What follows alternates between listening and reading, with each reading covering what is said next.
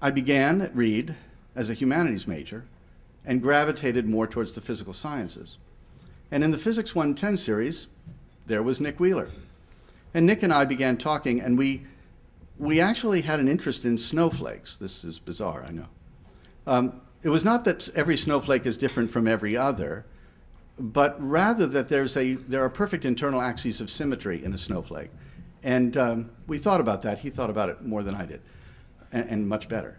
And it seemed to us that there might be a way of thinking about this in terms of the vibration of snowflakes as they're forming, that a standing wave would form across the nascent snowflake, and there would be nodes that were vibrating less, and as a result, they would be cooler, and water molecules would accrue at those nodes, and that would build the snowflake, would change the harmonic frequency, and then the nodes, of course, would move as a result. And we sort of developed this idea, and eventually wrote a letter to a scientific journal. It was far more Nick's than mine, and it was sort of wonderful. I could explain it much better back then than I can now. About that time, I had decided to apply to medical school, and the medical school interviewer came from Washington University in St. Louis, and we sat down to talk. He was a cardiologist, and he was interested in snowflakes. So we spent an entire hour talking about snowflakes, and my view was that any medical school that had a practicing cardiologist who was really interested in snowflakes was my kind of place. And that's why I ended up going to Washington University. When I arrived at Washington University, it was clear in a heartbeat, if you will, that Reed, my experience at Reed, had imbued me with a respect for scholarship and an interest in research, and that led me on a path to academic medicine.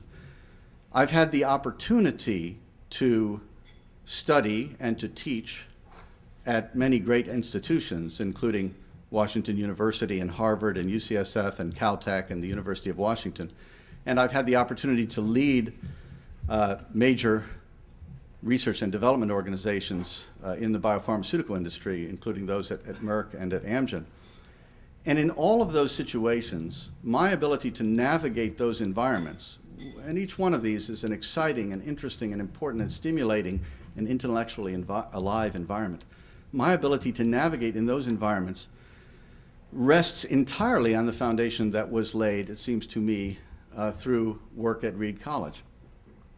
And that is the ability to develop and to defend a point of view.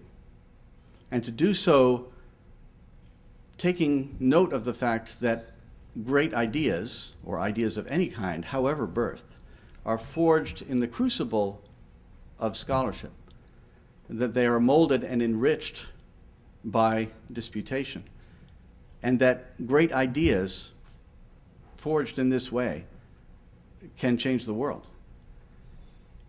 And it's the pursuit of those ideas in whatever discipline that motivates all of us in a way, and that makes Reed so important, made our experiences at Reed so important, that changed each and every one of us, and that embodies, it seems to me, the Reed ideals.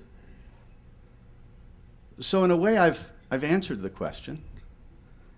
I've told you a few important things. I've told you that students come to Reed through a self-selection process often, or used to. I think they still do. I like the picture on the cover. I've told you that students at Reed gain an appreciation for ideas, for developing and defending a point of view. I've told you that there's something special about a small, private, non-sectarian liberal arts college in Portland, Oregon, and the environment there. And I've told you that it is the adventures of ideas that motivate all of us. Thanks very much.